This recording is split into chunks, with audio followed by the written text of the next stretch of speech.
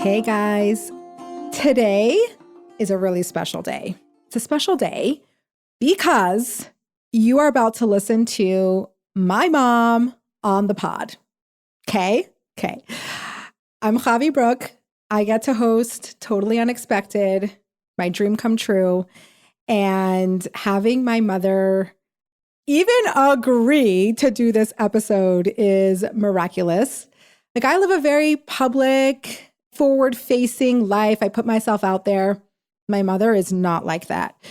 So it's so funny when I asked her if she would come on the podcast, and I was like, you were expecting me to ask you. Like, I have a podcast. Of course I'm going to ask you.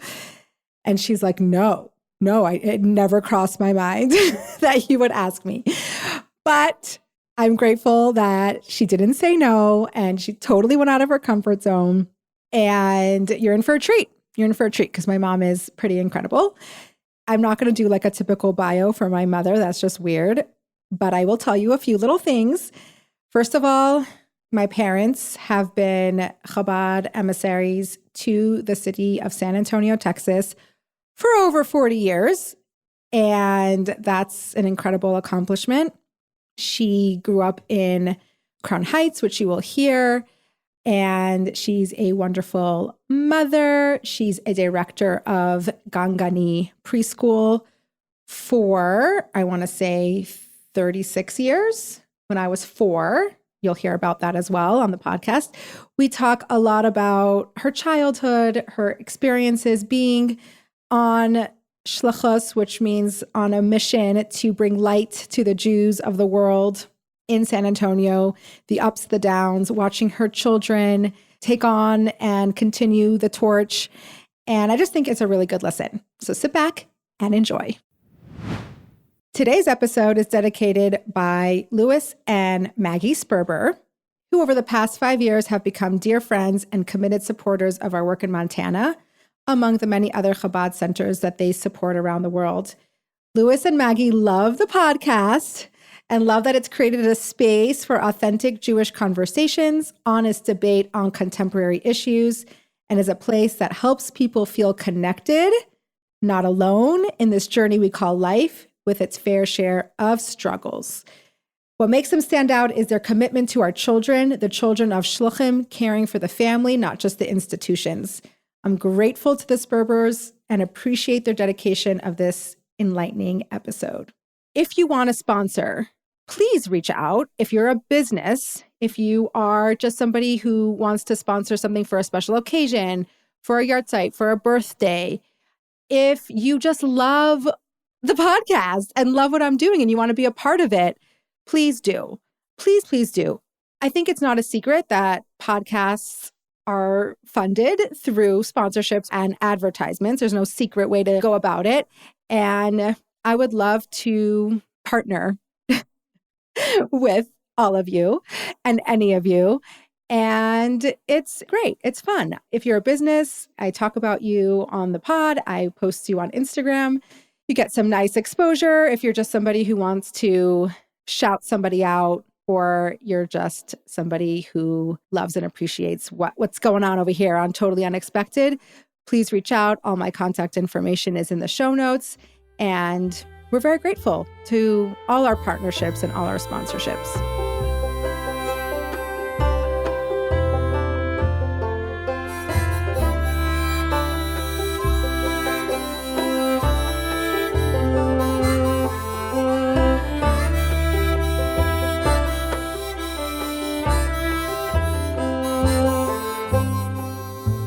We're here. We're doing this. Okay. I am so grateful because I know this is the last thing that you want to do. Fix it. Shaitzel's perfect. Look gorgeous and perfect. And this is like way out of your comfort zone. Although like you know how to speak in public. This is just a very different vibe. That's hard. Yeah, I do not take it lightly that you are here and agreed to do this with me. So thank you. It's so funny because when I asked you, I remember I said to you, I'm like, I was eventually going to ask you to be on my podcast. Like, I have a podcast. And you're like, no, it never crossed my mind. Which brings me to this question that I actually think about it a lot. And that conversation prompted me to think about it even more, is that I live in such a public way. Like I do share a lot and so much more than you do or would choose to or anyone else in the family.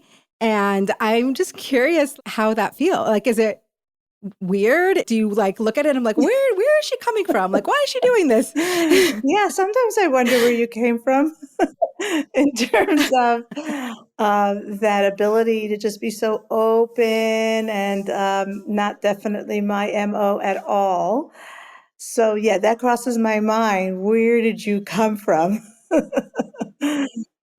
Yeah. I mean, I don't think about it so much because I think as my life unfolded and the different circumstances kind of pushed me in that direction and made my life more manageable in that way.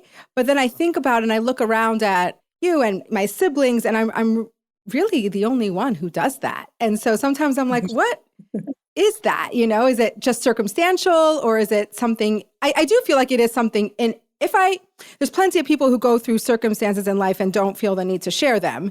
So I think there's definitely something inside of me that feels it helps me be and process and deal with the challenges, but also, yeah. I don't know. Well, I think about that a lot. it's beautiful that you could lean into your unique abilities and mission in life. And it's okay that you don't copy paste perhaps me or anyone else in the family's style. Or so that is a beautiful thing. Very proud of you. Love to see that you're making a difference in people's lives. I think for me, if you can reflect and amplify the Rebbe's mission and his ideas and his ideals and his view on things, ultimately that is fantastic. I'm so proud of you for that. So that is really the two things that I feel go together for me. I totally embrace you for who you are, and this is such a special thing to watch you unfold a different and manifest a completely different style. But when you use that style and that talent and that ability to do what so close to my heart and all of our hearts, then it really comes together in a beautiful way. Thank you. I appreciate hearing that. So that was just like a side note because I was just so grateful for you being on here and being like, well, this is really out of your comfort zone and not something that you would normally do, but yet it's something that I do all the time, and just kind of reflecting on that.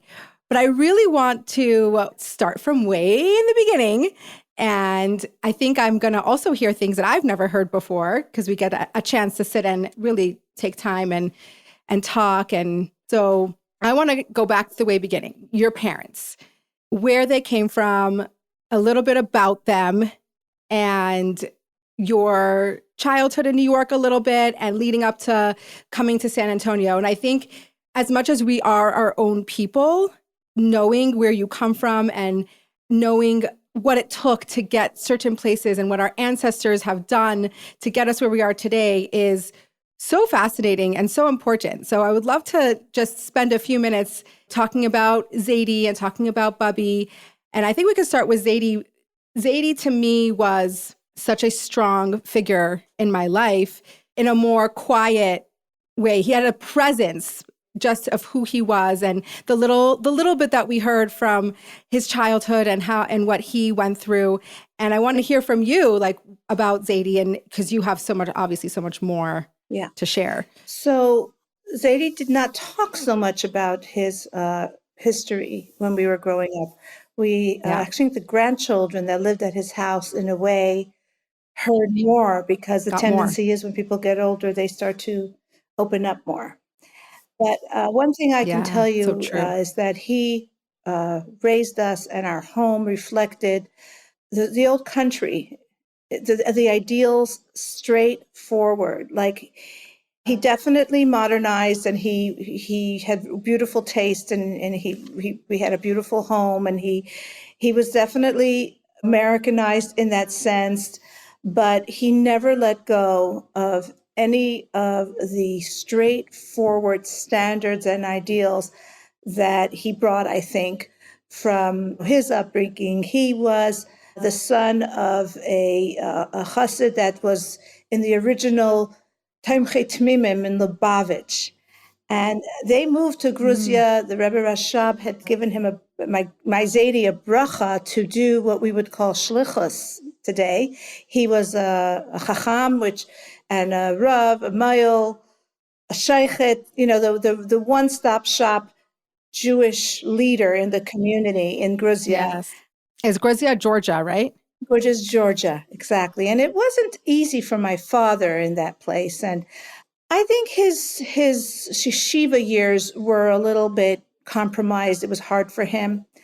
Eventually, he was instrumental in that great escape that is so famous that many people came out on Polish passports.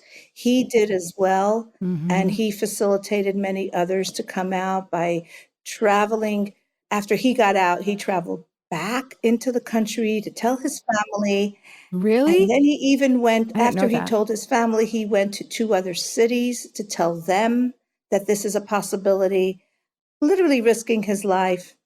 Eventually, though, what is very, very significant and pivotal, I think, for who he became and how that influenced the rest of his life was that he ended up in Paris waiting for his immigration papers to the US at the very same time that the Rebbe came back from the United States after he was already settled there to be with his mother, Rebbe Chana, while she awaited her citizenship papers. So he overlapped with the Rebbe. The Rebbe was not Rebbe yet then, but it is very, very special, the relationship that my father formed with the Rebbe, albeit always with the distance and the respect of somebody who wasn't a Rebbe yet, but clearly was head and shoulders above everyone else. You could tell he was special, but they did have a very special relationship.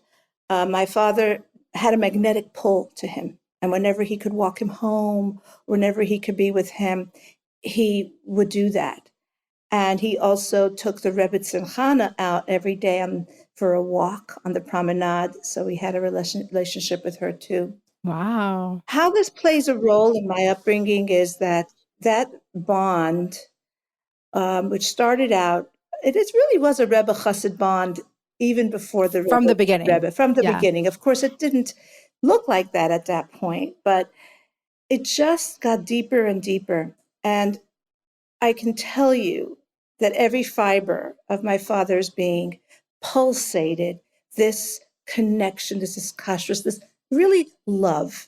It was based on such a profound love of the Rebbe's greatness and who he was. And it really did fill every part of our home, every yontif, every opportunity that we could manifest a Hasidic minhag or something that would, be a Rebbe's guidance or instruction. It was front and center in our home, besides Farbrengens that, he ran to, we all eventually, did the same. Yeah. And I feel like that it has been a pillar in my upbringing, really experiencing that kind of connection, hiskashrus and love, filled everything, all the nooks and crannies of my entire upbringing. Yeah. And I think, first of all, that comes across the next generation, the way that you have filled that for us. But the things that I remember about Zaidi the most is sitting around the Shabbos table when we would come and visit in New York for winter break or whatever. And he always had this very consistent messaging. It was hiskashrus, which was connection, always about connecting to the Rebbe and doing what the Rebbe wants and making him proud. And he was so, so proud of his children that were on shlichus. I'm proud of all his children, but he had a very, very special joy of his children on shlichus. And he always spoke about mesiras nefesh, just self-sacrifice, do the right thing, no matter what it costs, no matter what it takes, which was so indicative of what he had to do. It was life or death. That was the life that he lived, and he really imparted that, even though the American environment was different, and even though we don't have to right now at this moment live with the same type of physical mesiras nefesh that they had to in Russia back then. But it was always it was a message of like, give your life to Hashem, no matter what it takes. Those are like the memories and the takeaways that I have from Zadie. I felt he was frustrated. He couldn't impart to us enough how fortunate we are. I mean, Yes. he actually lived both experiences. And he says, like, you can't even explain. Like he once had to wrap tefillin in a sleeper car in this narrow little, where we put luggage on a small plane, or on a bus, that was where he slept. And he had to wrap tefillin under his covers like that so he wouldn't be caught because it wasn't safe otherwise. So like, that's just an example of like, you don't even know how easy and how lucky you have it. And I can imagine it would be frustrating having gone through such trials and tribulations and then seeing the next generation and the luxuries, right, that we have, and not being able to drill it in our heads, right? Oh my gosh, you have no idea. And I, even in the times we live in now, like sometimes with my own kids, I'm like, you have no idea how good you have it. Or you have no idea what it was like to like go through childhood without cell phones and technology. But for Zadie and for people who grew up in Russia under such harsh persecution, I can't imagine what it's like to look at the next generation and be like, don't take this for granted. And how are you not living with that appreciation every second of every day? Yes. And he definitely manifested the joy of that freedom to, Shabbos, Yantif. You could just see he lived it. He celebrated every second in the best way, like over the top. Mm-hmm. Yeah. Totally, totally. And what he did for work always was fascinating to me as well. Yeah. If I am correct, he was a diamond cutter, no? Exactly. And that's such an amazing job. He took on a skilled type of profession as opposed to a businessman, a merchant type of profession.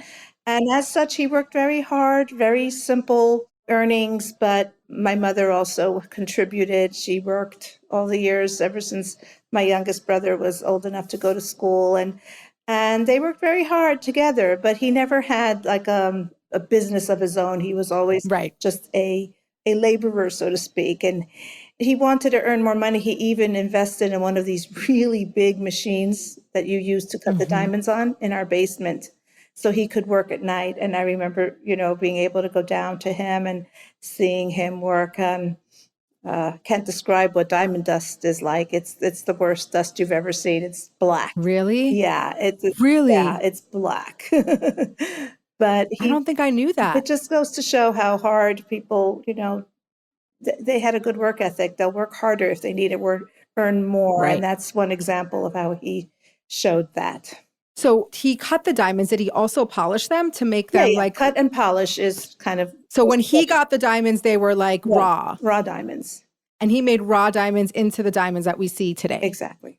And diamonds don't look all like this coming out of the ground. They are black or dark, right? Yeah. I don't know if I ever got to see the raw diamond, but I know he would sit there with a loop, like a magnifying loop, and you have to cut it just so and polish it just so. And there's a lot at stake if you ruin a diamond. I know. Is your diamond from Zadie? Did he? No, no, but he definitely reset it. At one point, he said, "Would you like me to reset it?" So I still have that setting. Yeah. Okay. So how old was Zadie when he came to America? So I want to say he was in his late 20s, like 27 or something. And he was already like an older bachelor, so to speak. Yeah. He ended up bringing his parents out and settling them in Montreal. He himself settled in New York, in Crown Heights in Brooklyn. He had an apartment there. Right away, he was in New York. He was in New York, and he lived on his own there. But he would go often to visit his parents in Montreal. And that's where he met That's where he met Bubby. That's where he met, because Bubby's from born in Montreal? Born in Montreal. Her parents were from Poland, but she herself was already born in Montreal to the most amazing, erlich, very wholesome, from but not Chabad parents. their integrity was just incredible. And my mother had a friend in Montreal, actually from a Chabad family, and they were very integrated in that small Jewish community in those days in Montreal. And this friend told her one of the times that my Zaidi was visiting, my Zaidi and Bubby, his parents, she says, I want you to meet my uncle, this friend of hers. And my mother, of course, said, I don't want Your to meet uncle. your uncle. And the rest is history. Yeah. My Bubby did meet Zaidi, the uncle, and they were, close to 10 years apart. Yeah. But they got married, and right away they moved to New York. So here was this young bride. She was probably 20, and she gets married and moves to New York and changes her life literally overnight. She ended up hosting a lot of Zaidi's single Bahrain friends and cooking, and she right away jumped in to the life. Even while she was raising my older siblings and had young kids, she always had an open home. And she actually, the Rebbe wanted my uncle, who was her brother, to change yeshivas from Torah Das to come to Chabad, and she hosted him, and she ended up hosting her younger sister that lived by her. So she always had an open home. I remember that from Bubby and Zaidi. There was always like a eclectic group of people who just needed the love and care of Bubby and Zaidi. And there was always, they became like part of the household. Yeah, and that started way back even before I was born. One thing that's really special is we always wonder how it came about. But my mother, Bubby, became the head of Neshei Chabad. And she wasn't local. She was, lesser known. Didn't even grow up Lubavitch. Yeah, lesser known. And the Rebbe would really push her to do more. And he trusted her and would talk to her about some problems that were going on in the Pegisha. And for years and years, and that is something I do remember in my childhood, her devotion to the Pegisha and to the convention in the spring, those times of the year. She would totally be absorbed in running every detail of those big events that were in Crown Heights for students and definitely I took that in. I saw that devotion. Yeah. I saw that can do, and her, she was very talented. She had the ability to juggle a lot of things, and she did it well. And it's interesting to see, like, the Rebbe really kind of spotted that and really zoomed in on it and kind of took advantage of it in the best way, but also kind of lifted my mother. She really had so many merits and schusim from doing that, and we felt it. Yeah. Yeah. In my years, Bubby was a working woman, and that ability to like juggle so many things. She was from when I remember, Bubby was a teacher in the Magen David, the Syrian school. Yeah. When did that start? That happened when my youngest brother was 3. When he went to school, that's when she went back to work. And she started off in a school in Bal Harbor. And she was a very good teacher. And she eventually made it to this, well-known, the biggest school in Brooklyn, I think. The Shiva school is Magen David. She taught there for many years. But like, just as an example of how she juggled, she had standards of how, supper on the table every night and balabatish. And even when she was so busy, and this story comes to mind that it was the springtime before Shavuos when the annual convention takes place, the ladies' convention. And I think it got chilly outside. And Bubby told Zaidi, I think the kids need sweaters. And Zaidi answered to Bubby, when there's convention, there doesn't have to be sweaters. Like, in other words, you're so busy, don't worry about that. But she did. She worried about, the home front, even all the details. She was worrying about much bigger things in terms of this endeavor. Yeah. That is like such a great encapsulation. And I think you're like that also, right? Like, I think that really came down like big, huge projects and all the details. And then it's just like, make sure you have a sweater, right? Like that is so brought down in the genes. yeah, I just love hearing about my Bubby and my Zadie and how Yeah. special they were and are. Bubby is So like, yeah. Talanga Yaren, and had such a huge impact on our lives. I remember, this is something that I remember, and I actually look back at it and I'm like, wow, that is actually really special. We would go to New York for 2 weeks every winter, and I would attempt to go to Beis Rivka. We would attempt to like join from Texas, join this like huge school where we were like deer in the headlights, but we did it. But I remember there wasn't a ton of space. And we used to sleep on the floor in their bedroom. Yeah, if it was a simcha, or if there was like an No, overflow of like people in the house, and we would like look forward to it. Like became like we got a pajama a party. tradition, a pajama party. We were like all four of us would like lined up in Bubby and Zadie's floor of her bedroom. And they live on Empire Boulevard. So I remember it being like, wow, so noisy and like so not what we were used to. But I mean, I feel like that's so special. Just Yeah. coming to visit and sleeping on the floor of their room and just really feeling loved. And it was special. Yeah. Okay. So now growing up in Crown Heights, you went to Beis Rivka, Mm-hmm. right? All the years. Yeah. And I don't know, what was that like? You know, I don't think you've ever talked about, like, did you have like a positive school experience? Like, did you love school? Did you? yeah, I felt like it was part of that cocoon feeling. It was also safe and also Mhm. familiar, living in Crown Heights, going to Beis Rivka. I really felt that that is a positive thing to look back to, really wrapped up in predictability and wholesomeness at every, consistent at home and Yeah. in school, and getting older, appreciating when there were Farbrengens during the week or Shabbos.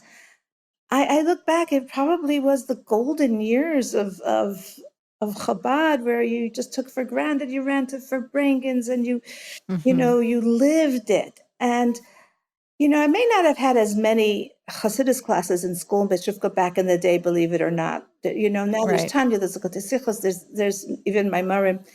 I think we predated that Mhm. as subjects, but we got it in so many other Right. ways. And Right. yeah, so yeah, I think the way I would describe going to Beis Rivka is just one facet of that whole stage in my life, which was just worry-free kind of. I mean, of course, we're not, Mashiach didn't come yet. Regular life. Yeah. Yeah, Yeah. there were always things, and there were worries in the neighborhood, with things that worried me, but like the wholesomeness and the richness, it just filled us. It filled us. So Mhm. we weren't like looking and, wondering what do I need to be fulfilled?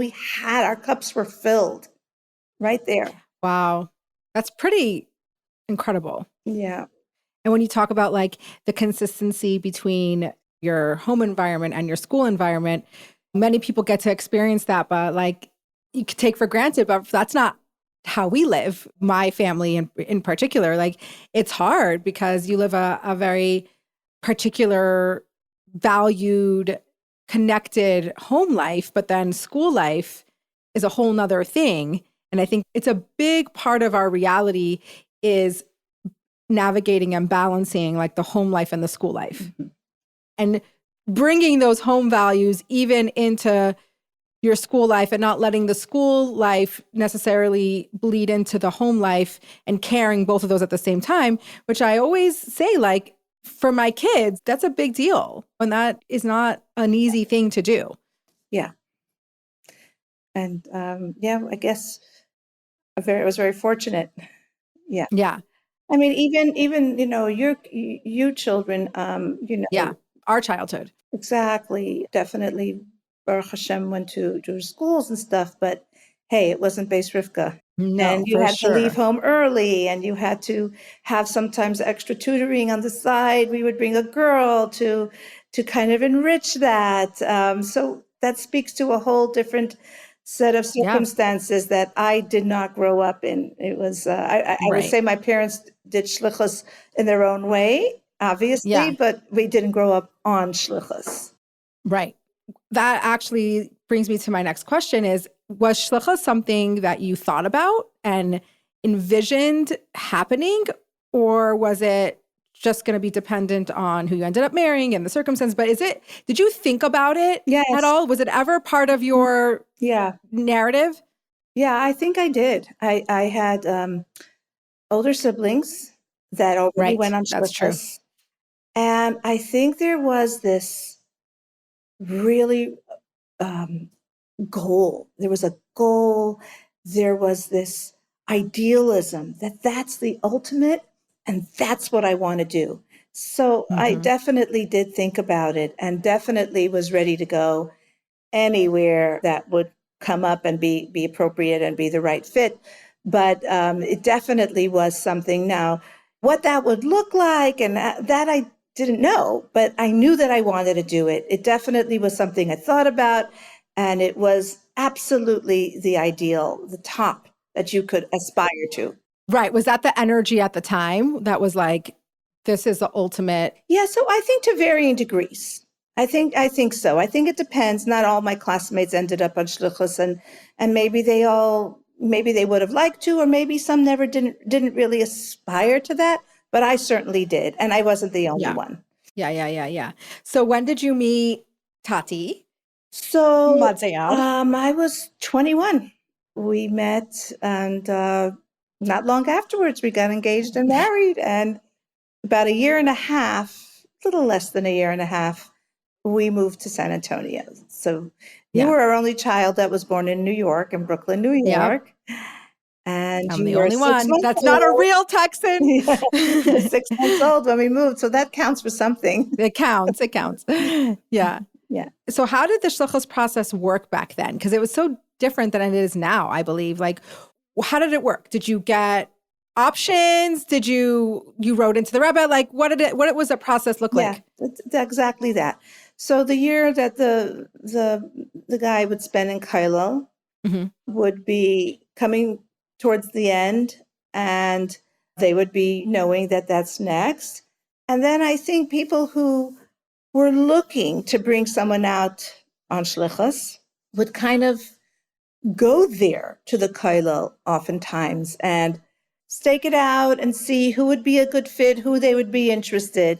And that's exactly what happened. Among other offers, Rabbi Lazarov from Houston, the head shliach in Texas, approached Tati and offered him to come to San Antonio. At that point, there were no other shluchim in San Antonio, so it was going to be charting brand new territory. We did have other choices, and in the end, we wrote in about this one and got a bracha, and we got to go to Yechidus, a group Yechidus, but we got to go to Yechidus before. Now that was before we got married, the group Yechidus, but we got to go by the Rebbe before we left and get besides the bracha in the answer, we also got an additional bracha before we went out. Yeah, and that we just celebrated 40 years, Krenhar, right? That's right. But we definitely got a specific answer to go to San Antonio and a bracha for that. So I think maybe that's the little piece that's not as obvious these days. Right. But everyone does get a bracha somehow. Yeah, somehow. But going from Crown Heights to San Antonio, Texas, where 40 years ago was, I would say, like Montana is now, but like very out there. And I guess it's a little different because San Antonio did have representation. They had Reform and conservative synagogues, and they have a more modern Orthodox synagogue. So it's not the same as Montana, but very still in a certain way uncharted territory. And coming from Crown Heights, and like you explained and described, it being so sheltered.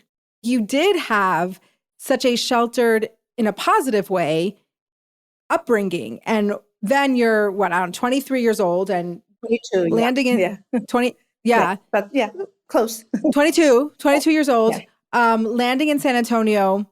Was it just like, you're here, you don't think about it, you just do your thing and you're immersed? Or was there a huge adjustment? What was going through your mind? What was it like? Well, I don't know if I've ever really analyzed it, but I think this is why we're doing that. Time to analyze. Yes, I think that you kind of clean the slate. You know that you're going to a place where it's not going to be the same, where you expect everything to be different. To be different. And that's the mindset you go with.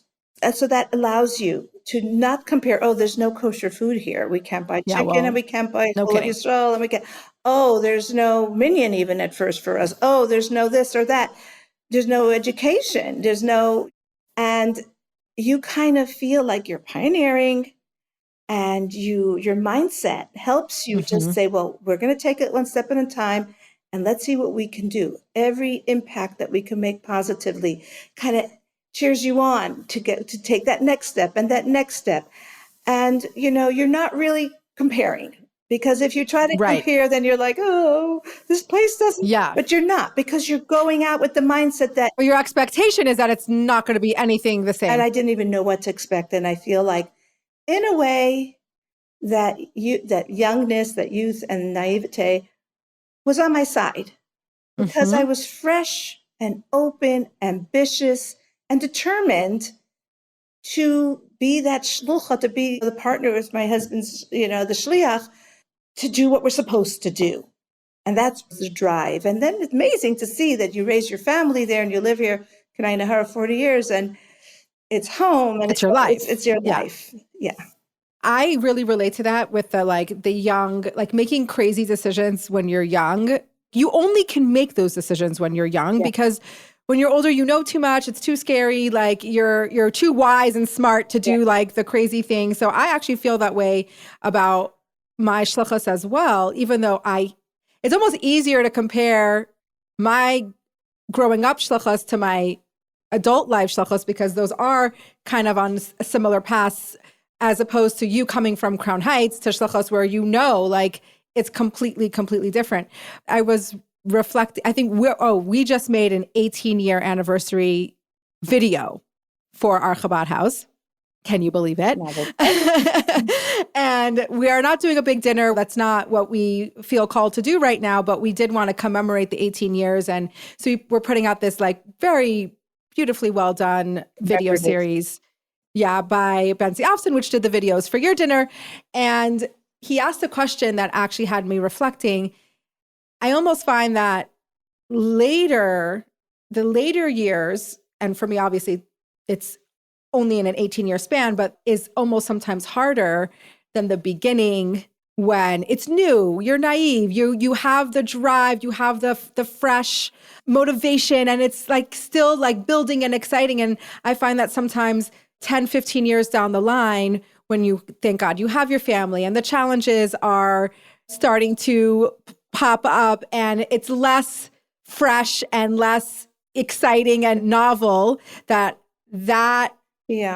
is a struggle more than when you just started. Can you relate to that? Yeah, I can speak to that also, maybe adding a little point. Yeah. Hashem has it that way, that we start to get layers of complexity involved and coming our way.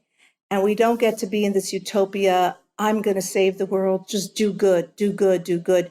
You have to battle with challenges, forces, and sometimes people who don't want you here, and there's other negativity and I remember consciously feeling that way when I had my preschool that I started, and I also started with the most ideal intentions. I'm just going to teach little children, and then all of a sudden there's opposition, there's challenges, there's problems. And I said, I didn't sign up for that. I don't want any part of that. I just want to do good. I don't want to have to. And really what I've learned is nobody gets to do that. Part of our mission is to battle with the forces and elevate them and come out clean and come out where we augmented the Kiddush Hashem and we worked through murky, dark places. And sometimes it brings tears and heartache and you never think you're going to get through it. But I think that perspective, knowing it's part of the holy mission to go through the dark tunnel too. And I think sooner or later, and I hope that people prove me wrong and are exempt from this, but my sense is sooner or later, and I have Baruch Hashem, you on shlichus and other children on shlichus and people I know. All of them. Yeah, Kanai Nahara. All of Yeah, them. Baruch Hashem. And other people and relatives I know that I talk to hit this place where like, why? I didn't sign up for this. I don't want to get schmutzig and deal with this negativity and the difficulties and the challenges and the opposition, as you say. And I don't think that we can walk away from that, or that we have the luxury to say, I'm just choosing this part, the light. Yeah. We have to choose the light, but we have to sometimes illuminate some of the dark parts and make that light. And that's the harder part. Like you said, coming out idealistic, it's a clean slate. Everything you do is a little sparkle on the canvas, a little splash of yellow paint, a little pink, a little orange. You're just filling it up with colorful, beautiful designs. And then what happens? And it does happen. Yeah. But that's important to see that. I feel like I've learned to see it through that perspective, that we are doing the holy work. If you keep the goal in mind and V'darkei Nayam or V'darkei Shalom, and you stay above as much as you can, but sometimes it's just tough. Sometimes it's just tough. And I actually have a thought come up, which is something that I've been thinking about recently, but as you're speaking, I'm like, I wonder, I would love to hear your perspective on the sustainability of being on shlichus. Like, so you've obviously done it, Kanai Nahara, for 40 years. And sometimes I have these thoughts of like the pressure and the expectations and what we've set up our life and our goals and our life's mission to be. Sometimes it feels unsustainable to do forever. And then there's like the burnout. And then you're like, you start to reflect and look at the system and you're just like, what is the end game? And also it's true, not negative or positive, but each generation is built a little differently, right? And has different challenges and has different strengths. And I wonder, for me, for speaking for myself, sometimes I wonder the sustainability and how, because obviously I want to do this for life, but sometimes I feel like, how? How, what we've set ourselves up for and the amount of output and the amount of responsibility that we end up holding sometimes feels not doable. Yeah. The way I see it is it's parallel to life in general. You don't get to be in elementary school all your life. You don't get to live at home all your life. You have to keep growing into the next phase. And that brings challenges, no matter what set of Shucks. Yeah. But I feel like this is called growth, and life is about growth. You have to keep growing. You get older, you get into a new stage, you get to use your experience in a different way. Things are changing all the time. And I feel like I don't think anyone's really exempt from that. So I actually think we're privileged to have this stage, this playing field where we're doing all that and also doing the holy work and making a difference. Everyone's life is sacred, and all their growth. Hashem appreciates every challenge that we overcome, and every difficulty that we get through is meaningful to Hashem in general. But on shlichus, I think it gets amplified. It takes on so much more meaning because we're sticking to this mission. And we do have to grow, and we are thrown with like that status quo. The earth underneath starts to rumble and crumble, and all of a sudden we're not on firm footing when until now we were, and we need to figure out the next way to be stable and forward and grow more. And that's how we all grow. We all grow through a little bit of unrest and challenge. But ultimately, I want to say that giving it up would be synonymous with giving up a great job or a great opportunity for something lesser.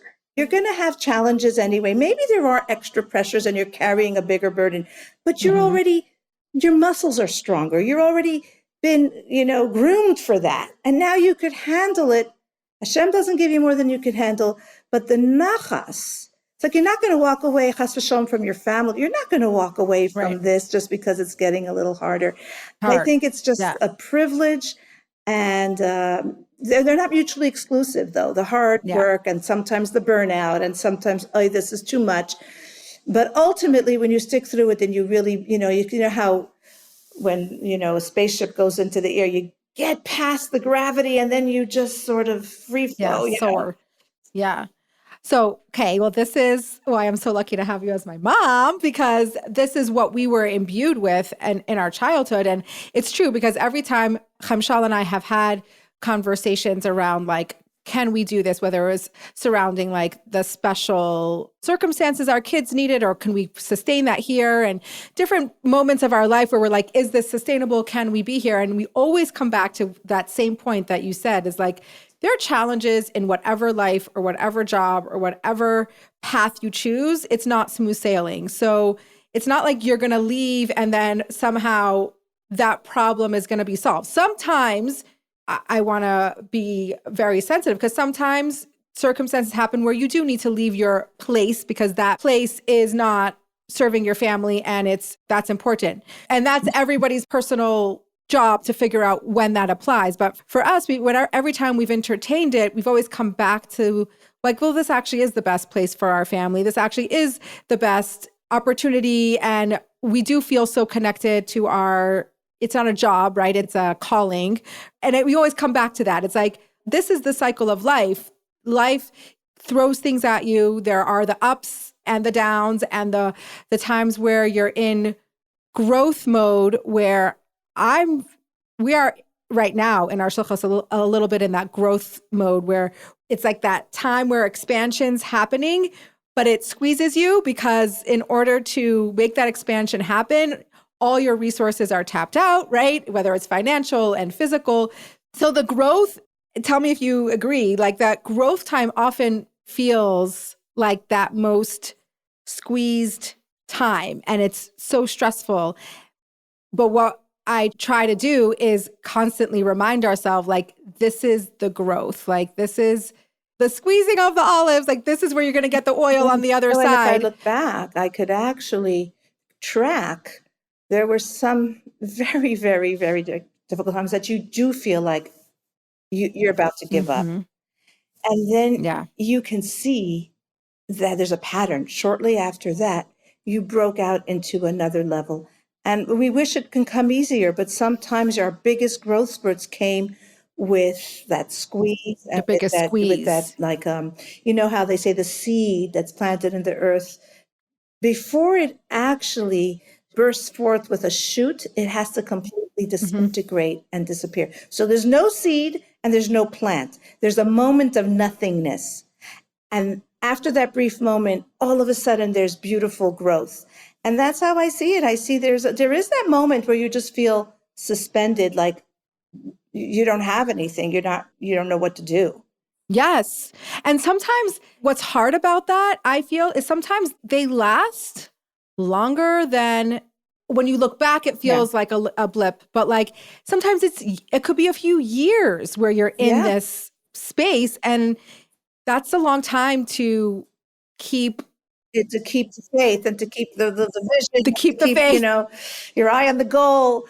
But this is where Chassidus really helps us. We sometimes we're called upon to walk the walk, what perspective we have, Baruch Hashem. Yeah. Well, it's very interesting because I want to go back to when you started the preschool, but before that, we were just talking about, keeping the faith. And I think one of the greatest gifts that I got from my childhood was faith.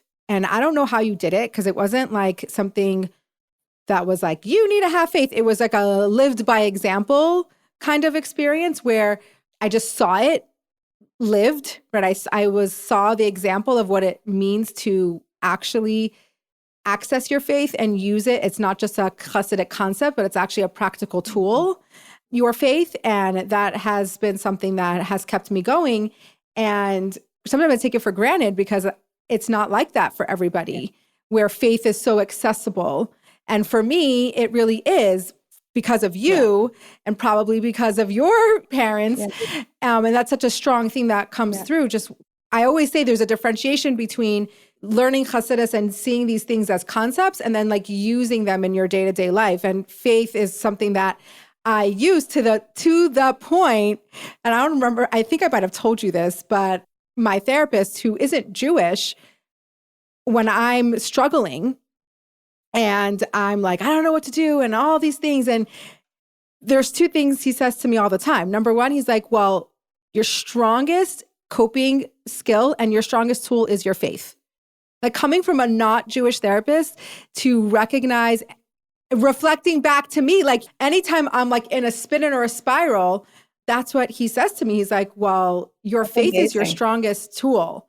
And then the other thing he says to me, this I did discuss with you because I felt so schooled. And I don't remember exactly what I was spiraling about because there's always something. But he said to me, he's like, well, did you talk to God? Aww. And I'm like, wait, what? Like, what did you just say? But that is a pride point for me and also a sense of gratitude. And I always say, I'm like, I can thank my parents and specifically my mother for imbuing faith as a real tool, as a real like life skill, not just as this concept that we learn about, but as a real way to like dig deep and get through life in a positive way. And you know what else was a big secret for me? I don't know if you want to call it a crutch, but I really shared with the Rebbe a lot. Gimel Tammuz was over 30 years ago, so filling the whole shelf of volumes of Igros, the Rebbe's letters, I can open up, and my letters are in every book. All of them. And really drew a lot of strength from that too. And it was really like I knew someone was listening. I knew I could tell the Rebbe everything, and I knew the brachos were coming. I just needed to be patient and see, look out for them. But I really remember just constantly sharing with the Rebbe. Patience is so hard. That is not the thing that I agree. that I thrive in. But do you feel like you come by patience more naturally or you had to work on it a lot? I'm like, I thought I was patient, but I find myself impatient sometimes. I feel like was I an impatient kid? I feel like I was probably an impatient kid. I didn't have a lot of patience. Let's do this. But you know what? Look where it's gotten you. You don't waste time. You move on. I didn't have a lot of patience for stuff that I felt was nonsense. So back to, because you mentioned just starting the preschool and that has been such a journey. Okay, so I want to know, from what I tell myself, is that you started at the preschool for me. Like, my mother started the preschool for me. Yeah. Now it's Kanai going for 35 years or something similar, right? 36 years maybe? Yeah. Well, I started it when you were 4. So it's so almost 37 years because I'm almost 41. Yeah. So how did that come about? So a year after I got there, or was it half a year after I got there, I got a job in the Jewish day school as a Judaic teacher for kindergarten. And Judaics was in the afternoon. So I was home with you all morning. And then in the afternoon, I would go to work and Tati would watch you for a few hours. And, it was just like a part-time job. Now, when you turned 3, I enrolled you in the Jewish preschool in the JCC. That was the following year or the year after that. And what I discovered is that they had Judaics as a period, 15 minutes, like a specialty class 3 times a week. And first of all, you were going half a day because that program was for half a day, but it was only in the morning. And I asked the day school if I could switch my hours so I don't have to send you in the morning. And then when you come home, I would have to go off. So they couldn't. So I already stopped that job because I wasn't going to be away all day from you. It didn't make sense. Yeah. But then the other thing is that I discovered that the Judaics was very, very, minor. It was like a specialty, mediocre. 15 minutes 3 times a week. And you did 1 year in the JCC, and I said, it's not going to cut it. It's just not going to cut it. I need you to have a stronger Jewish preschool experience. So the next year, so when you were 3, you went to JC, and the next year I started my own preschool, and the rest is history. I'm still doing it. The rest is history. Oh my gosh. The preschool is, I don't know, like 3 full-time jobs. Yeah. And I'm like, sometimes Michelle says, maybe we should start a preschool. I'm like, Uh-oh. no way. Oh, sorry, I did that to you. No, just because I don't think that's my strength and what I could handle. And so it started how many kids did it start with? That we were living in. We were living in the Chabad house at that point. And we designated a bedroom that was kind of an extra add-on. And we were there for a few years. And the beginning, I did it in the afternoon because I recognized that most people sent to preschool half a day, as I mentioned, and this would be supplemental. So they wouldn't have to like make this big choose and make this big change. And I remember doing it 4 afternoons a week, and I really nostalgic for those days when I didn't work on Friday. I set it up. I said, if I'm doing this, it's got to work for me. Cooking as a Chabad shlucha was it's like your full-time job, another full-time job. But that luxury only lasted like 1 or 2 years. And then we started to have students that chose our school as the only option. Their primary school. So then I was 5 days a week, full day. And we moved out of that little room shortly afterwards to this 4-car garage that was on our property, which we renovated. And that space accommodated us for another while. All the while we were a 1-room school, multi-ages, assistants. And then finally we built our own little preschool on the property. We were lucky to have a great campus and we had space for it. And how long ago was that? So how long ago was the preschool? That was 30 years ago, because we broke ground 30 years ago and it was completed 29 years ago. Yeah. We already have that school for that long. Yeah. That doesn't seem right. 30 years ago? Wow. To have the building already? Then a year later, we moved in. Yeah. Wow. Yeah, it's a long time already. And we've added on 2 more classrooms since then. Right. And basically that is still your full-time job. It is.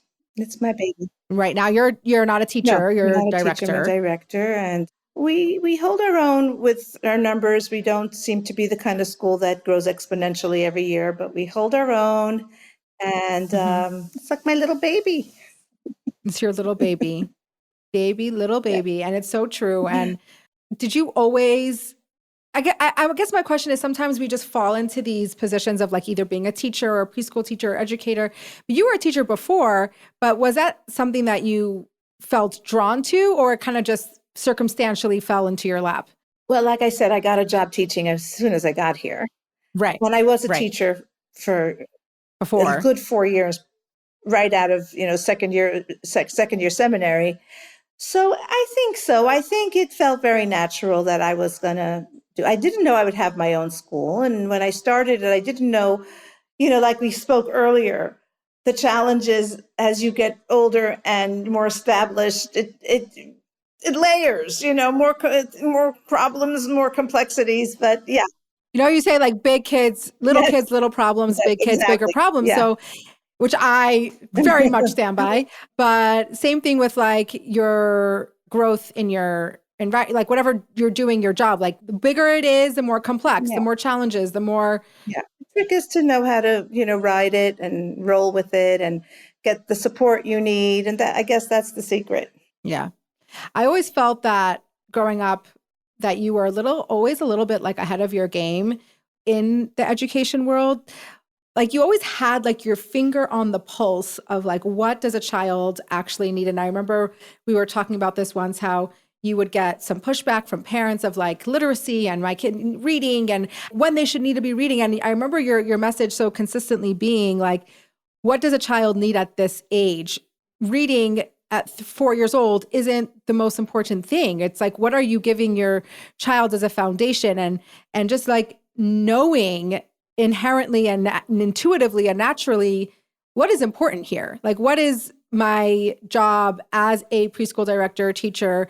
Is it because you had Kanai so many children and you understand children and what they needed? Because you didn't really have you didn't go to college in childhood education, right? Like you just Right. have this innate understanding of, because we can get so caught up in the academics and the achievements and what can my child Mhm. do?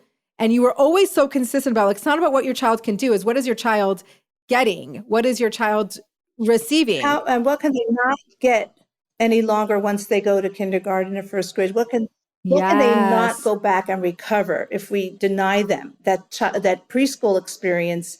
Because they are going to sit in a desk and read and write eventually for many, many, many years to forever. come. Exactly. Yeah, But what can they not right. go back to and get once they leave this environment? Yeah, and some of the things about literacy is that people don't realize is that there's a maturation thing, and some children mature sooner than others, and it's like a light switch that goes on. And if the child's switch didn't go on, there's Nothing you can nothing. do. It's not like they're not bright. What happens Mhm. though if you insist on pushing it?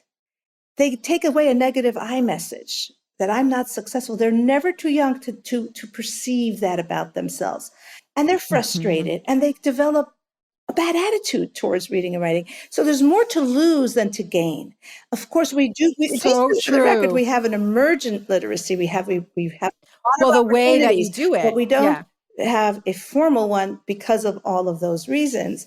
I do have some mentors, though, that I also learn a lot from, like Mama Yeah. Wendy and Yeah, stuff like totally. that, Yeah. that I always check with. And yeah, I feel like the whole mood and is like a pendulum. There's sometimes parents are all about, no, I'm not so worried about my kid reading. And let them just have this wholesome experience. It'll come. And then you have the pendulum swinging every few years where the parents say, this is the most important thing. It's a predictor of future success in school and in life. So, you got to be steady because the pendulum is going to. Because exactly, that's something that I've learned also, probably from osmosis from you, is like the world swings to extremes, and you need to find your center, because that is where you're grounded. Because if you would, we talked about this, just being preschool director, if you were to cater to every whim of every Mhm. parent, then it's just, there's no stability. It's just like, oh, you want this and you want this, and I'll make everybody happy. But when you can come to the table with your ethos and your goals of your school, and that doesn't change no matter what, that Yeah. is where it's at. So what are some of the things, and I think they're probably obvious, but I think it would be interesting to hear from your perspective, what are some of the things that you can't get back when you're in preschool, and once you go into a more structured school environment? And if you don't get it in preschool, like, it's a shame. You're not going to get it again. Is Yeah. it like a lot of free play? It's, making those learning conclusions on your own, like through a process of Mm, experiencing it and not someone sitting next to you and telling you and guiding you dictating. and it's superimposed. It's more like coming from the inside out, like they get it. When you see a kid get the fundamentals of math because they see how 10 numbers fill up and then another 10 numbers fill up the next row. And you can see that 10 make a whole unit of 10 and then 100 makes a unit of 100. They actually do better in math for the rest of their life if they appreciate the fundamentals of how math works. That's just one example. I love that So example. yeah, so that's just one example of you need to experience it and learn it Yeah. from working with it Critical and having thinking. those aha moments. Like that's how come it is that way. It makes sense to me. It works as opposed to being taught. So there's more experience, hands-on experience, experiential learning, process learning, and also the They're still little. They need like the love and science, the, learning about life through experiments. And of course, the free play, you can't underestimate that. They learn social, emotional stuff. And, just building blocks, they can see so many math fundamentals that are not labeled and spatial awareness and so many things like, yeah, we can't take that away from them. But we also like to be intentional about their play. And that's really what, yeah. we take a little from Reggio and a little bit from Montessori, and we give them provocations. You kind of set something up so that they can make the discovery, but you're pointing them in the direction so they can have this particular lesson. Yeah. I love that. We talk about a lot especially in the age of like social media and information constantly being fed at you, that sometimes we can see that we are losing the art of the critical thinking, of like making conclusions for yourself. And it's so fascinating to hear you say that, like, this is where it starts, coming from this young age of giving them the opportunity to discover and to think for themselves and to make mistakes and to like problem solve. And I think that is fascinating and huge. Like that's when it starts. Yeah. And I don't know, we're kind of like missing that a little bit these days of like people drawing their own conclusions and being able to look at something and differentiate between like propaganda or truth or, things that people just want you to hear. Exactly, to really think for yourself. But the other part of it that really gives me nachas is that we get to experience Yiddishkeit in the most fun, delicious way too. Mm-hmm. And a lot of times I get feedback, and I'm not saying a lot of times, but I'm lucky from time to time to get feedback where somebody is very connected in college and they'll say, because I remember in preschool we made challah and we sang this song and we, and I say they won't remember what they learned, but they'll remember how they felt. And they remember that warm, connected feeling, and they'll have such a positive association. And it really goes into a very hardwire inside of their soul at that age. And it's beautiful to see. It's beautiful to see sometimes the next generation coming back to this. Yeah. Preschool. And also like all the kids that I was in preschool with, we're still in touch. We're still connected. They've sent their kids to camp. They there was something very, there's something very palpable about that. What do they call it? That sensitive time period of when you're absorbing. Yeah. Right. I love what you said of like, not what you learned, but how you felt. Yeah. And they feel very connected. They feel like they're part of this and it feels right for them. And that feeling will always be there. Right. So it's pretty special. It also feels like probably a big responsibility at the same time, a lot. But I think probably something that was a huge part of your life and our lives that I want to just get your perspective, sending us to school away from home young. And there's younger, but that was such a huge part of, I don't know, how many years did you do it? For 20 years? Yeah, probably. To sending your kids away, either late elementary school or high school. And I was the first. And I don't know if I've ever told this story on the podcast or at all, but I always love to hear like how it felt for you. Cause it was just very typical of me. Like I decided at the end of 6th grade, I think it was, we went to winter break and I decided that I was staying. Like, how did that go down? You were ready, and it was not the plan, the middle of 6th grade year, but you were very convincing and very adamant that, no, the time has come. I need to go away to school. So I don't think we left you there at winter break, but Purim time, we had another trip for some reason, maybe Chavie Shvat or Purim time. And we had planned that you would actually start school in Beis Rivka at the middle of the 6th grade year. And that, yes, you were very good at convincing and very sure that this was the time. And we were like, for lack of experience, we allowed that to happen and facilitated it. Well, do you want to say the story at the end? Yeah. Well, at the end, I had a very hard time. Yeah. I had a very, very hard time. I had a hard time integrating into the classroom, like making friends and integrating to the culture and the environment of kids who grew up in New York. I was coming from Texas. I didn't really know anybody. I was a country bumpkin for all practical purposes, coming to the city where these big classes, I had no idea what was flying. It was very hard for me to break into a clique or to make friends. And then I had a hard time in the living environment that I was in. I didn't feel like I broke into, it was a bunch of cousins living at Bubby's house. They were doing it for a long time. And I was also a newcomer and I had a hard time breaking into that mold as well. And kind of always just felt like on the side, in the periphery, never like being in the group. And I remember Bubby just like taking such good care of me and really wanting to give me special attention, which made it worse because then they were mad at me for getting special attention. But it was hard all around. but I didn't say anything, right? I didn't really breathe a word. You didn't really. I remember that you had to go back after Pesach, and it was terribly hard for you, and it was breaking my heart Yeah. because that, Yeah.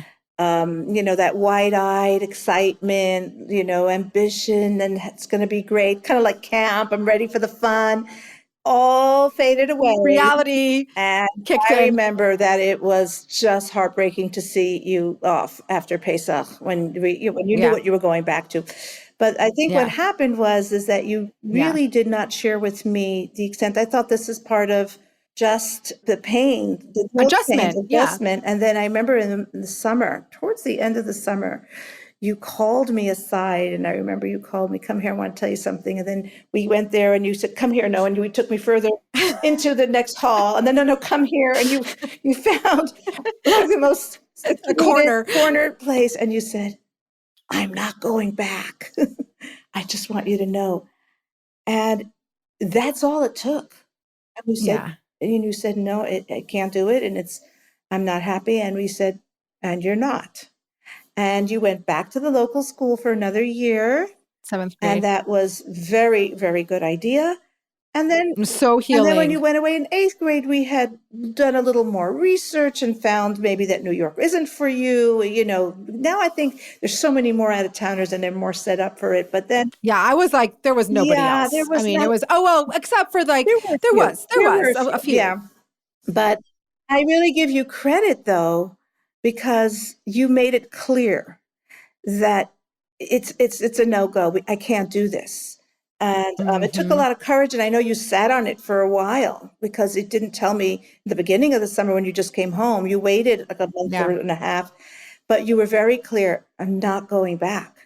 And I remember saying there's more to education than a school. You're not going to get pushed into just to get a good education. You're not going to get pushed when you're not ready. And it was never our idea for you. It was never your idea to begin with, which is hilarious.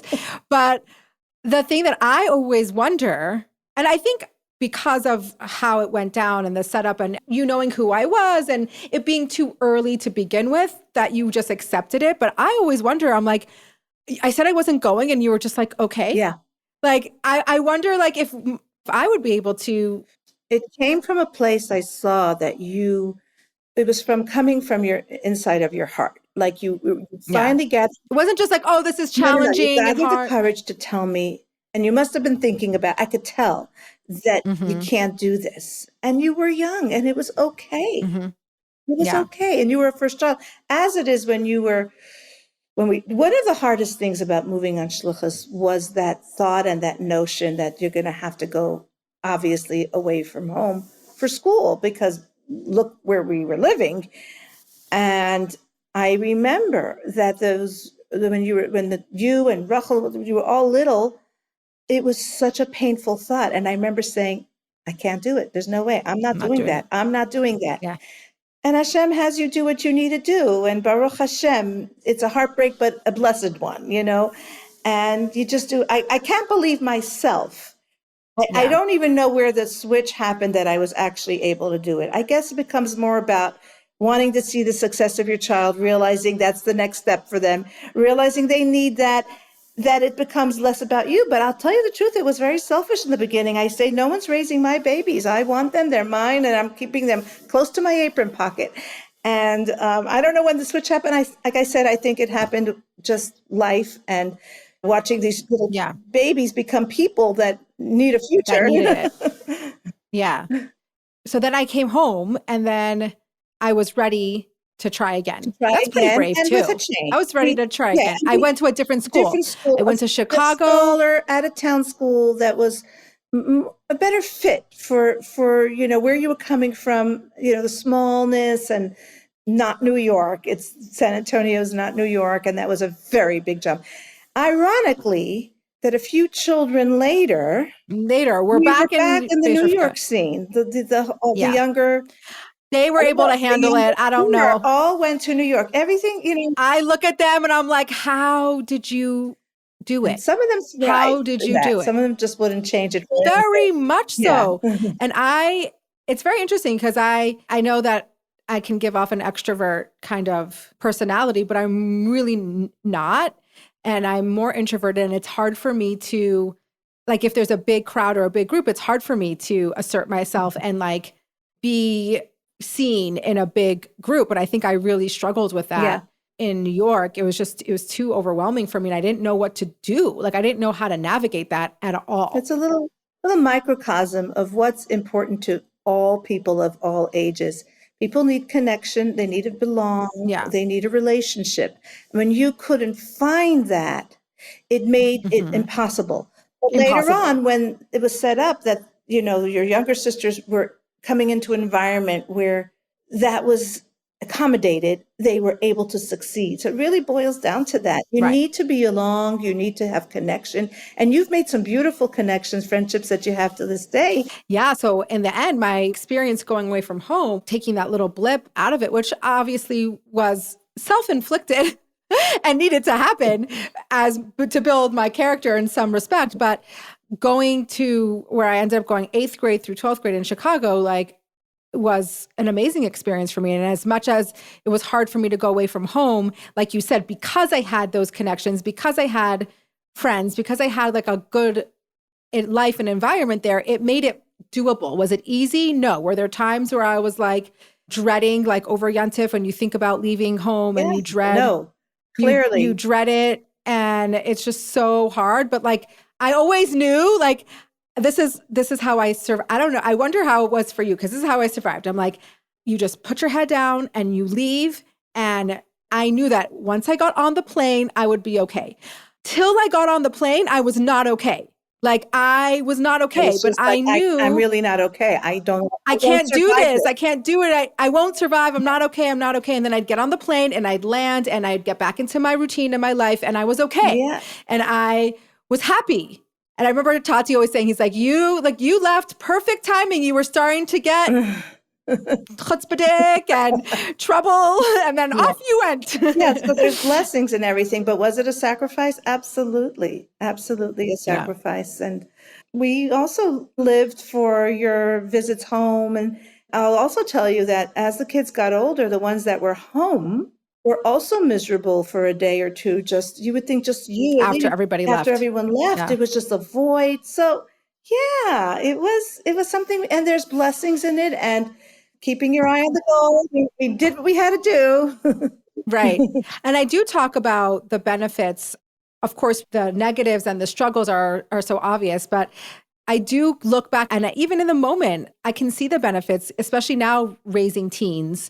I do feel like it's such a sensitive time, like you're becoming your own person, and there's conflict with your parent, and there's like teen years are so turbulent and so extreme and intense. And when you're living at home, there's just so many opportunities for conflict and for the relationship to get tested and tested and tested. But when you leave home in that time, to me, what happened to me was that it all goes away, because you come home and you appreciate your home, you appreciate your parents.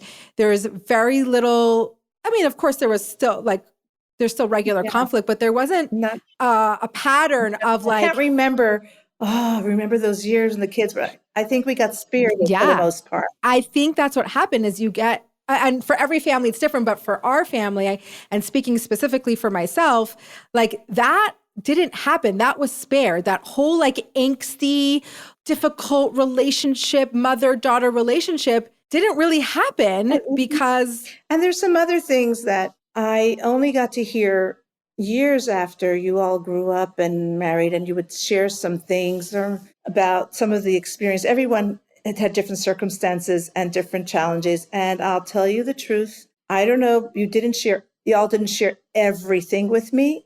Yeah. Hashem knew. I didn't. You couldn't handle it. When I hear some of these stories, oh my gosh, I'm like, these poor kids. But I try to put this perspective into action here, into play. Yeah. Hashem really has a trajectory for each and every one of you, besides our parenting role, which we try to do the best of our ability, long distance, but I think it all built you. Each of you have a strength of character, an independence, an ability to navigate life. I think maybe more so than if you would have just been home all those years. So Hashem knew what you needed for life, and I comfort myself knowing that. Well, we talk about it all the time because we happen to all be very independent and we can handle stuff. And I think a lot of that comes from you don't have your parents in the house who can solve problems for you. You have to figure out traveling alone, and you are traveling laundry alone on your own. And if you miss your ride to school, you got to figure out how you're getting to school. Yeah. And there's a lot of responsibility, a lot of freedom. And the one thing that I wonder how you pulled off, which I often think about a lot, is we had a lot of freedom and a lot of trust. We were away. You had no idea what we were doing, but you trusted us, which I think in the end made us live up to that trust, because I'll speak for myself. Like, I didn't really do anything crazy. I was doing the thing as I was supposed to be doing, and not out of fear and not out of because I have to. Yeah. But this balance of you're the opposite of a helicopter parent. You really gave us a lot of freedom and a lot of trust and and at the same time, you weren't an absent parent. You were very much involved in our life. And I sometimes always am looking to try to emulate that. How do you be a parent that trusts, that shows your child that you trust them? Yeah. Well, also logistics, you spoke every day, but you didn't have a cell phone. You couldn't check on you every moment. I remember when you got the younger children got cell phones, and I remember being on the phone with one of your sisters, and they're walking somewhere. And actually, this is a better example. When I go to visit New York, and they go home themselves, and they're walking alone at night, and I go, "You can't walk home alone." She goes, "Mommy, where are you? All the other what do you think I've been doing? New York. What do you think I'm doing?" It's the best. It's out of sight, out of mind. You just got to compartmentalize. Exactly, because how can you think about it all? And you don't really have the ability to. You know how they say with the little babies that tumble and fall all the time, there's angels watching over them. I certainly believe there was angels watching over all of you and your different circumstances of boarding or wherever you were and however you had to navigate those years, angels were watching over you. Yeah. Thank God. And listen, like you say, we have stories and we have the character building parts of the experience. We talk every day, but that's no substitute for local in-person parenting. Well, oftentimes you're living in somebody else's home. Yeah. Or you're living in a dorm, which is even crazier. Yeah. I think this is the stage that I'm in now, because I have Chaya in Chicago, in the school that I went to. It's a different school, but sometimes, when kids will tell you, well, you don't understand what it's like. And I'm like, in this area, I do. I can relate to you. I understand what it's like. I've been there myself. Of course, we all have our different circumstances and life stories and histories that make us have our unique experiences. But I do know what it's like to be away from home. And I do know what it's like to navigate that. And I try to show up with empathy, but sometimes it's hard, still hard. Did you ever was it ever, I don't know, was there ever frustrating? Or I think when you can't help it, the little anonymous cousin that was bothering you every day, and I can't really do anything about it, so you're just okay, it's okay, I hear about it, what can I get to do? Yeah, exactly. And I think when I was going to school, I didn't have a cell phone until I went to seminary. So when I went to school, it was the kind of the one phone call a day, and we couldn't call you or pick up the phone every single time there was a situation or there was something that, unless it was really important. Yeah. We had a landline. Yeah. We had access, but absolutely, it was different. Yeah. Because sometimes I'm Chaya will call me and she's like, "Hi." And I'm like, "Hi." Call number 65. But it's great. And then I'm it feels good to be able to do that, right? Right. And then I'm like, well, she should be living at home, and she should be able to say hi and see my face whenever she wants to at home. Exactly. So it makes sense that she should be able to do that when she's away as well. That's right. So now you're the stage of shlichus where you don't have any little kids at home. Everyone, everyone's married, and you have grandchildren, and you have some children who are back in the fold of San Antonio. What's the shift in that? Did you shift at all? I mean, to us, it looks like you're still doing everything that sometimes we're like, Ma, you need to slow down. You need to take a break. You need to, I don't know, like not do as much. Well, you know what? In certain sense, I can do more now than I did when you were little. Like even the way I showed up for That's true. preschool, there was a time I was a teacher in a room and I taught a half a day. I wanted to be home with my children, and I had some other teachers come in the afternoon. And then even when I was a director, there was a certain amount of the pie that I could, slices of the pie that I could put in there because I had more responsibilities at home. So ironically, I feel like the school is taking up even more of my More creative time. mind, of my ambition, of my actual physical time, because there's a time and place for everything. So true. And I can give more classes now. Like, so yeah, and I feel good about using the newfound space that this stage of life gives me, offers me for good things. I sometimes my body reminds me that, oh, it was easier Yeah. when, even though you had kids then, you were younger. Right. Yes, there is that aspect to it of just like Yeah. natural Yeah. progression of age And I and what our think, bodies the can Rebbe gave handle. us an example. It's a beautiful thing to not officially say, I'm old now, I need to Yes. And I'm retired and I'm not retire. doing I think it's anything. a blessing. Of course, you have to take care of yourself and you have to, be in tune with what you're able and your capacity. But I think I wouldn't want anyone telling me to stop when that's not what I want to do. Right. I think that's a very interesting perspective because it's like, well, actually, I can do more now because I have less home responsibilities that are tying me to home. And I'll tell you the truth, I did involve myself less in the school, and maybe a miracle that it lasted with the minimal Right. amount I was able to give it then. Right. Right. Yeah, Yeah. But physically, your kids want to see you take care of of yourself. course. Take a break every once in a while. Which I do. I see all of Yeah. you, Baruch Hashem. Yeah, Not exactly. enough, right? No, we're like, how about you take off for a little while and come visit us Yeah, for more than 3 days yeah, because you have to go back to school. right. Like, it's sometimes hard to It's happening remember. sooner or later, so yeah. Yeah, it's like you're still like, because there'll be people in the community even like, wow, your mother hasn't been here like in a while, or when's the next time she's coming? I'm like, I have to keep remembering that you're still working full time. Like, it's not Yeah, like you're just yeah. have all the free time in the world. I am lucky at the same time because I'm not in a classroom and I have You could, yeah, some you could, flexibility, which I'm so grateful for, because I have yeah. some contemporaries that are literally so tied down. Like Devorah said, like you would think they're in their 20s. They just have a job they Right. can't leave ever. They can't leave. Yeah. And I can't yeah, imagine being tied down like yes. that. So Hashem gave me that blessing too. And it's an important one because I do want to show up and be there visiting and for simchas, and, so that's Yeah. important. Maybe Totally. not as much as Totally. y'all would like, but at least. Well, it's selfish reasons, right? Yeah. And we all want you all to Yeah. ourselves.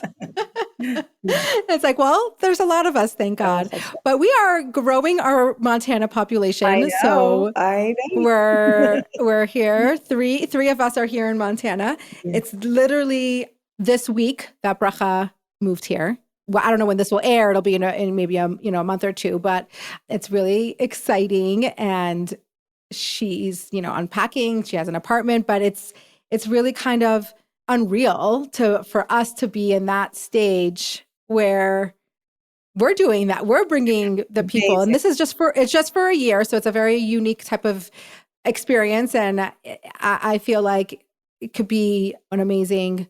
It's very exciting to see the two of you in the same city. And Yeah, the oldest and youngest, as Tati says, the bookends, right? right. Just doing our thing, and it's first Shabbos. We already had Shabbos group, and Chanaleah all week has been.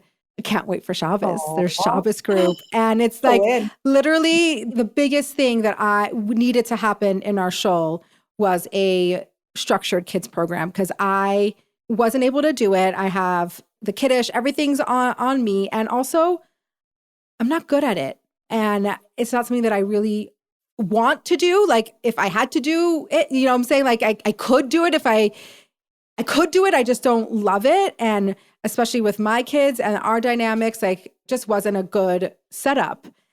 But you can see like it was very hard for me for a little while because I could see the need of the shul, what the shul needed, but felt like my hands tied behind my back because I couldn't provide what the shul needed. And it felt for a long time, I felt really bad about that. Like it made me feel like not good that I can see what's needed, but I couldn't pull it off until the right time. And Hashem put this idea in our head. And it's just already so amazing. Yeah. And it's exciting. The community's excited because it's just like, it's exciting. It's young, fresh Yes, energy, and everybody is just, yeah. And nobody can do everything. And the successful people surround themselves by people who do the things they don't or want to do or cannot do. Right. And that's what we were trying to do. And that's what I felt so stuck about is because we knew that we needed help, right? We knew that we can't do it all. And we knew, but it was so hard to actually find the right scenario, right? Like I didn't want to hire young girls because I felt I wasn't equipped for that. That's a lot of responsibility and a lot of, mothering that I didn't feel that I could do. I didn't want random young boys. There was no one in the community that I could pull to actually do these jobs. So it was a very long journey in figuring out, like there's one thing to like discover, oh, I can't do it all and I need help. And there's another thing to know that you need help and want the help, but then still struggle for so long finding the help that actually makes sense. So this is the magic moment. The magic moment. Yeah. And we're really excited. And is it like, how is it for you to have It's very exciting. In the same. It was really nostalgic for me to know she was, even though she was in New York, but she was moving out. I couldn't believe how it hit me because it's her sisters before her brother. Oh, this is not a new phenomenon, but it hit me like, wow, and at the same time, so happy that she's in Montana with you. It's just sort of like a circle, and it's exciting. Nice, and I can't wait to come see you both. Yes, we can't wait either. One last, I always say one last question, and it's never one last question, but we happen to all have grown up on shlichus, and all of us at the current moment are all on shlichus. K'nai Nahara, Baruch Hashem. What's the secret? Because I feel like a lot of people, it's a very unique kind of situation where that happens. I mean, I have my own thoughts of like how that happened and how we were raised in the environment that facilitated that. But do you have any thoughts around that? Like, how do you think that carried on to the next generation? I, first of all, very grateful and actually feel it's a feeling of humility. I feel humbled by this outcome because it's not a given and it's not necessarily something I can say I have a recipe for. So that would be my primary answer. It's like just Baruch Hashem. But if you all felt it, you were always our priority. I feel like we lived in a circumstance where the two tracks of our life, our family and our shlichus, were very integrated, especially the 16 and a half years where we actually lived in the Chabad house. And I feel like, just like some people say, oh, how is it to be in a big family? I'm an only child. And you say, well, hopefully some people's experience is like the more the better. We're just a happy-go-lucky bunch. And similarly, like in the Chabad house, there was a rich experiences. We had our normalcy during the week, but Shabbos, Yantif, camp, we just had a very rich life. And I'm hoping it was in the best way.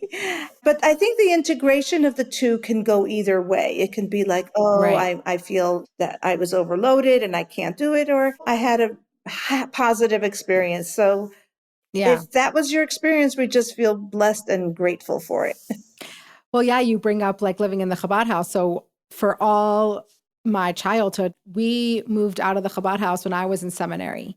And I remember like getting a video and I showed it to the whole seminary because it was such a big deal of the house and the new house. And Tati like sent me a video of like all like it, because it was being built when I was leaving and I didn't get to see it finished. And he sent me a video.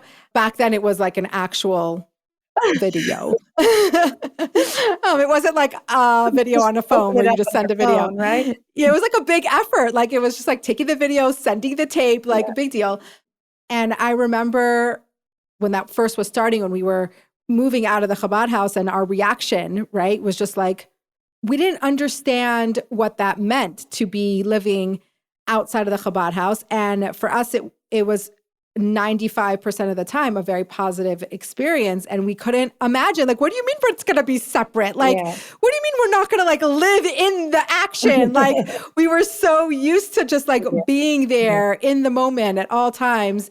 And that was had a hugely positive impact. Sometimes it was chaotic. I mean, I remember the summer being especially chaotic because the camp was in the Chabad house, in the property. We had a big pool, a big yard, big whatever, but the bathrooms, like our bathroom was their bathroom. Like the counselors were staying in the house. There was the counselors upstairs.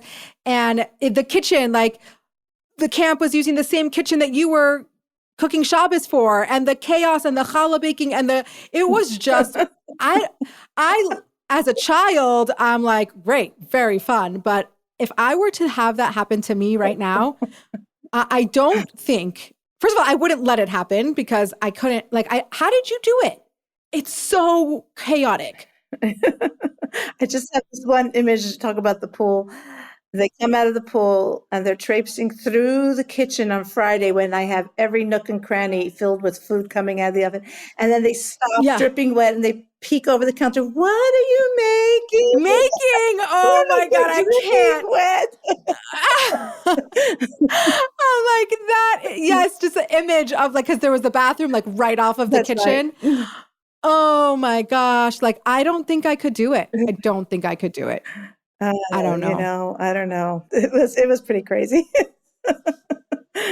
Oh my gosh. Man. I think we got out just in time. Yeah. I feel like probably talking about sustainability, I think there probably is a time limit of how long you can live in the Chabad house, which it's hilarious that I'm saying it because the Chabad house was in my house for 15 years. Yeah. We moved just 4 years ago during COVID out of our Chabad house. I guess the difference is we didn't have a summer camp. Yeah. I feel like the summer camp puts it over the edge. It really was the early state children were in my kitchen before my kids were out of their bedrooms even having awake. Breakfast, they came really early, and it was just you make it work. Part of life. And you look back and you go along for the ride.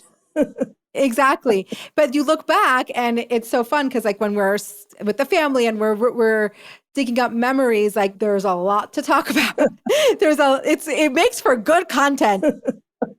But I want to thank you so much for coming and chatting with me and sharing. I mean, this can go on forever because Kanai Nahara, you've had an amazing, rich, and beautiful life to share. But maybe we'll do a part 2 if you don't run. If you you're like, oh no, I'm not doing that. But now it's not so bad. I enjoyed the conversation. I have to admit. Okay, good. And we'll be open to maybe another one down the line. Yes. But thank you so much for taking so much time out of your day. I know what your days are like. So even if it's the summer. Yeah, no, this was no problem. My pleasure. Yeah. And Slacha Rabba. Thank you. And all this good work you're doing. Thank you.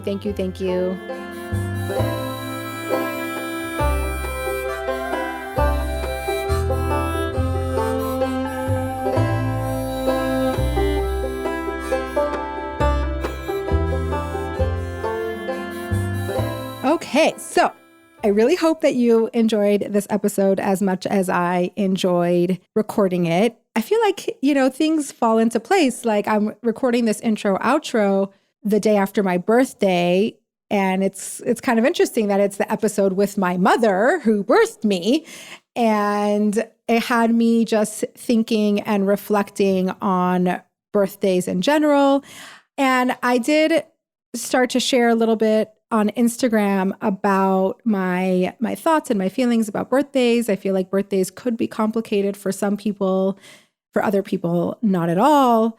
And I love that I have the podcast where I can share more, not just in little snippets of Instagram stories, But I talk about this with my siblings a lot, that all these feelings around birthdays and how special we feel on our birthday and how you have these expectations about what a special day is going to be. And sometimes it really is. And sometimes the actual day of your birthday doesn't actually feel that special. And you want to be treated a certain way. And you want to be, like I said, like treated like a queen, like royalty. And a lot of times when you have these like hyped up expectations, it's really easy to be disappointed or kind of feel yucky.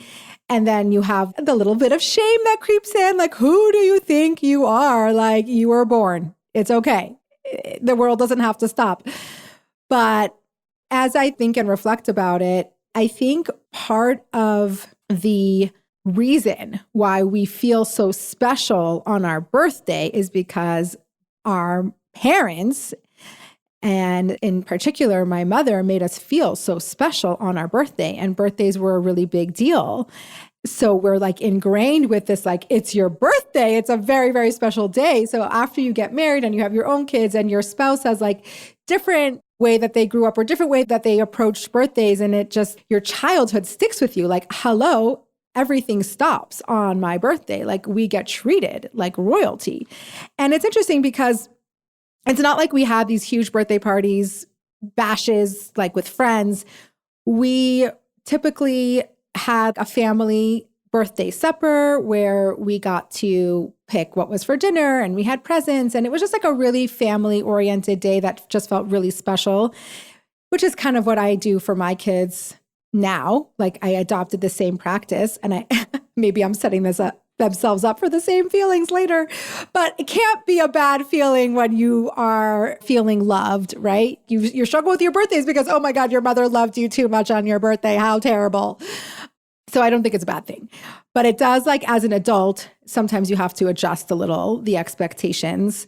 And I think it's kind of great that we're talking about this on the episode that I have interviewed my mother, and I give her a lot of credit for, wow, like, she actually really made us feel so special that we just carry that with us for the rest of time.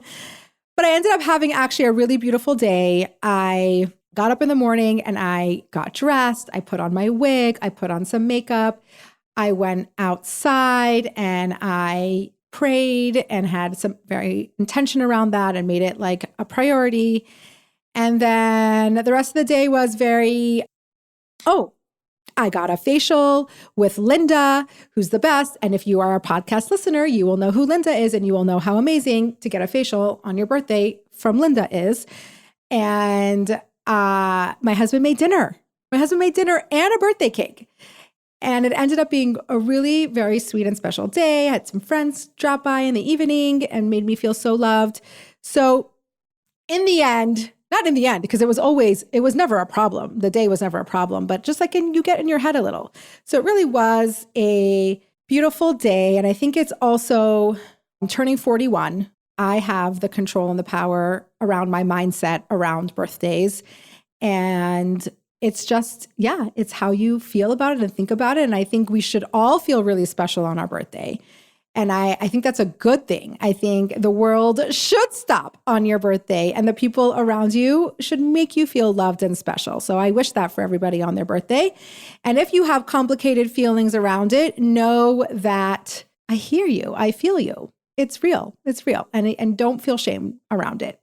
So that is the little birthday update. And I would love to hear if you listen and you feel pulled to message me on Instagram, or you can even leave a note on the podcast app. Tell me what your thoughts and feelings around birthdays are, or any comments around the podcast you don't understand. Somebody who hosts podcasts, someone who puts themselves out there, we want to hear from you. The best thing that ever happens is when we get feedback, when we get a response. And I'm not even talking, like, you don't have to be glowing. Like, even if you disagree with something, even if you want to have a conversation around something, like, there is nothing more pleasurable than hearing from the audience and knowing that somebody's listening out there and has thoughts and feelings around what you're saying. So always do that if you can. And it really, really means a lot. And I wish you a fabulous day wherever this might find you. I give you lots of strength to continue through the summer. The summer can be, for some people, a little more challenging. I am one of those people. It's not a secret. We've spoken about that a lot. And we are about halfway through. On the one hand, I'm like, wow, we made it halfway through. And on the other hand, I'm like, wow, we only made it halfway through. So Manny's coming home from camp in a few days, and I pray for myself for that transition. Kids coming home from camp with the food that they've been eating and the sleep and just the camp environment, and transitioning back to home can be fun. So I hope whoever is experiencing that does so with ease. And as I say that to you, I bless myself, and I can't wait to see you next time. Okay, so this podcast does not happen by itself. The magic takes a whole group of amazing people, and I want to tell you who those people are. So obviously, I'm your host, Chavie. Our producer and creative director is Eli Ben-Chion. He keeps me on my toes. He makes sure that I just keep growing and am on point and don't miss a beat. He's the best. Audio is edited and mixed by Reed Seeley. Also, unbelievable. He's so cool, calm, and collected. You kind of need that working with me. And the music, which is beautiful, is by Basia Schechter and Shaul Magid. And this is totally unexpected.